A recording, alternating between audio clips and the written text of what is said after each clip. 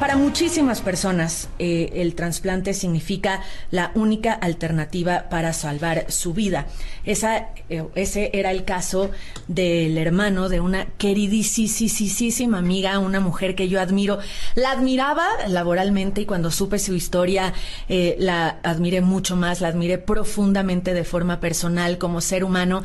Es Adriana Monsalve, una espectacular periodista deportiva, que le donó hace un par de años, si no mal recuerdo, el riñón a su hermano. Adri, no sabes el gusto que me da saludarte, no sabes cómo te agradezco estos minutos con nosotros. Me gustaría que muy pronto lo hagamos para hablar de deportes, porque si alguien se pinta sola para eso eres tú. Pero hoy para algo mucho más bonito y algo que me imagino que te hace trascender mucho más que tus éxitos y tus logros profesionales en el periodismo deportivo. Ay, wow, qué emoción. Cada vez que yo te escucho hablar y cuando hablas así, te expresas así de mí, Daniel, se me aguan los ojos. Te quiero muchísimo, es mutua la admiración. Tuvimos la oportunidad de trabajar juntas en un mundial en Rusia 2018 y creo que fue una química que ya existía y que la vimos capitalizada. Ya son 5 años. ¿5? No, antes de la pandemia fue... Correcto, fue en 2019. Después yo venía de trabajar del Super Bowl en Atlanta y fue algo muy curioso. Yo hizo mucho frío en ese Super Bowl, fue en febrero, y yo tuve que estar súper protegida, me cuidé muchísimo, exageré la forma en que me protegí para que no me diera pero ni una gripe, porque cuando estás a punto de hacer un trasplante, una gripe puede obviamente cancelar la operación, ¿no? Entonces yo llegué un lunes del Super Bowl y el martes entré a quirófano a donarle el riñón a mi hermano. ¿Qué tenía tu hermano? Insuficiencia renal crónica, me imagino, desde hace muchos años. Es decir, ya no había otra alternativa para él. Él tenía una insuficiencia renal que nos enteramos a los 18 años, heredada de mi padre. Nos enteramos cuando él tenía casi 19 años. Y cuando mi papá entró en diálisis, mi papá también tuvo que pasar por un trasplante, se llama riñones poliquísticos. Y yo creo que sin saberlo, ahí me di cuenta que mi rol como hermana protectora, pues iba a verse realizada en donarle mi riñón para que pudiera pues vivir, así como mi papá vivió 10 años después de su trasplante, me vio graduarme, lo disfruté muchísimo, me vio casar, caminamos juntos a la iglesia. Adri, ¿cómo fue el proceso una vez que decides, obviamente, donarle el riñón a tu hermano? ¿Cómo fue el proceso y cuánto tiempo pasó? Pasé por varios procesos. El proceso 1 es saber si tú puedes viablemente vivir con un solo riñón. Uh-huh. Entonces te hacen cualquier cantidad de pruebas médicas para saber si tú puedes vivir con un solo riñón. Después entras en un proceso también psicológico, tienes una trabajadora social que te hace varias entrevistas, que te pregunta si has sido coaccionada por tomar esta decisión, cómo lo ha tomado tu familia, y digo, ay, la verdad es que no le pregunté, pero no lo voy a poner en el expediente. Entonces, me acuerdo que salí de la cita, llegué a la casa y le digo, oye, no te pregunté y yo soy la mamá de tus hijos, o sea, claro, cualquier cosa, tú quisieras a lo mejor que yo me guardara un riñón para mis hijos en cualquier eventualidad, y me dijo, no, si tú no se lo hubieras donado a tu hermano, yo se lo hubiera donado también. Claro. Entonces yo dije, wow. Nos platicabas el episodio con tu esposo, que efectivamente reaccionó como reacciona alguien que te ama, que te respeta, que te apoya en una decisión tan importante, pero me imagino que sí significa una etapa complicada, sobre todo la previa en cuanto al contexto familiar. Tú tienes 2 hijos, tus M&Ms, como les dices a Miranda y a Matías. Es decir, es una cirugía que implica un riesgo y que implica además una decisión de por vida. Miranda tenía en ese momento 5 añitos y bueno, le explicamos que era un riesgo, que la medicina había avanzado muchísimo, pero que bueno, que iba a entrar a un quirófano, que iba a pasar por un proceso de anestesia y que siempre hay un riesgo en este tipo de operaciones. Y la primera pregunta de una niña de 5 años fue totalmente realista: mami, te puedes morir. Uh-huh. Y yo en ese momento ahí sí me quebré, y mi esposo pues tomó la batuta y le dijo, sí, tu madre puede morir, pero si muere, vamos a estar muy orgullosos de ella, de que se murió ayudando a una persona, y en este caso al tío Adrián. Antes de la vida, más allá de nuestros hijos que vayamos a dejar y nuestra descendencia, qué hermosa descendencia es que una persona que necesitó de tu ayuda y tú tuviste y estuviste en la oportunidad de hacerlo, ¿por qué no hacerlo? Yo creo que la educación es lo más importante. No es normal que si tú mueres repentinamente, no solamente van a donar tus órganos, tienes que tener muerte cerebral. Si mueres por un paro cardíaco, no puedes donar tus órganos, por ejemplo, porque muere el corazón y muere todo.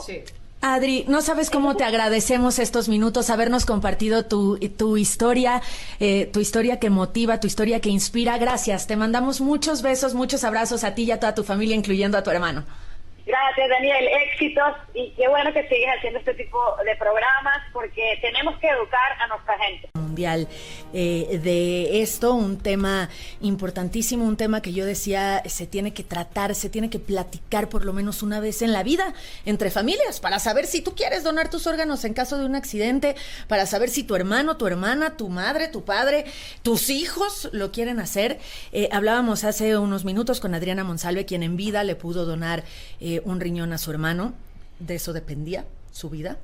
En el caso del riñón, pues tiene esa ventaja que se puede hacer en vida, y una vez que se hacen los estudios y uno es compatible, pues le puede salvar la vida. Lo mismo sucede con un pedacito del hígado.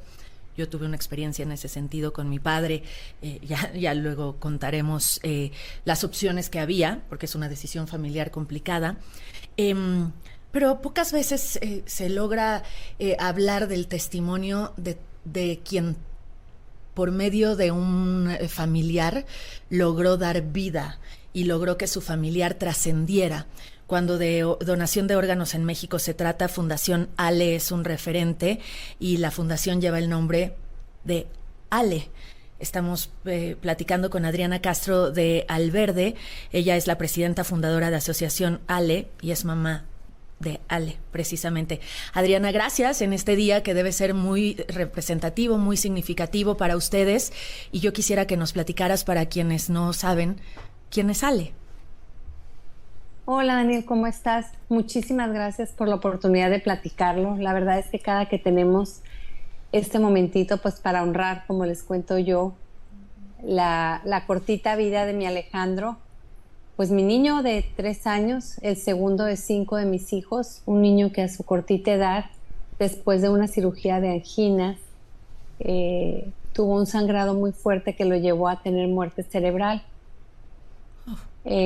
Lo vuelvo a decir 20 años después, y me vuelvo a situar en ese día y digo, Dios del cielo, o sea, cómo han pasado tantos años y aún sigue calando en el alma la ausencia.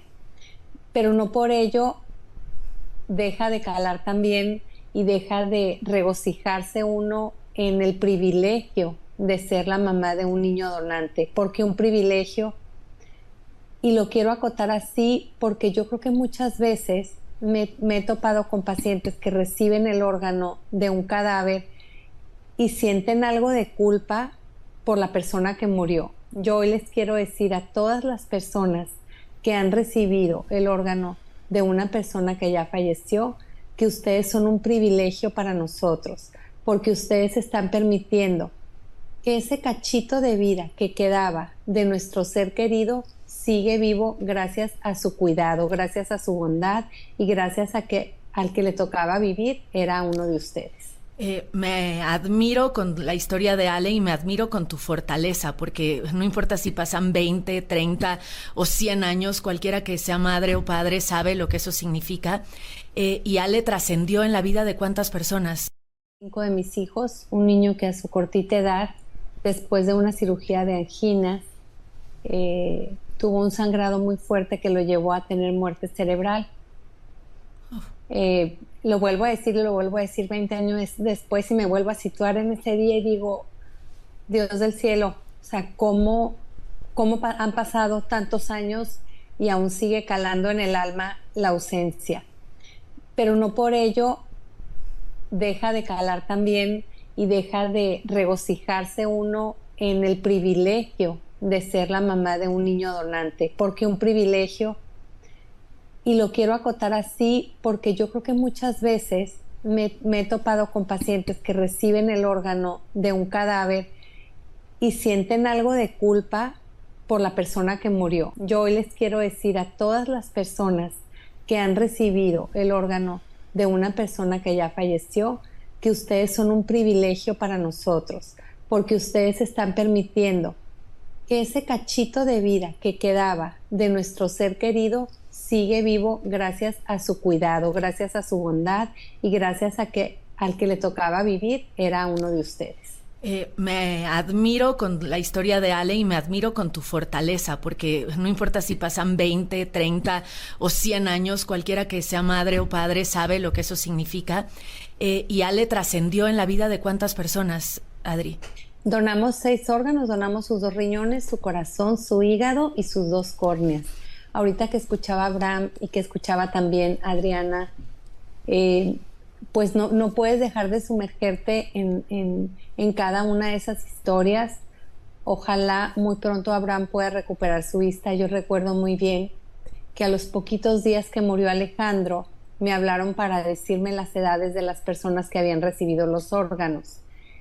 Y en aquel entonces mi esposo tenía 33 años y quien recibió las córneas tenía 36 años. Wow.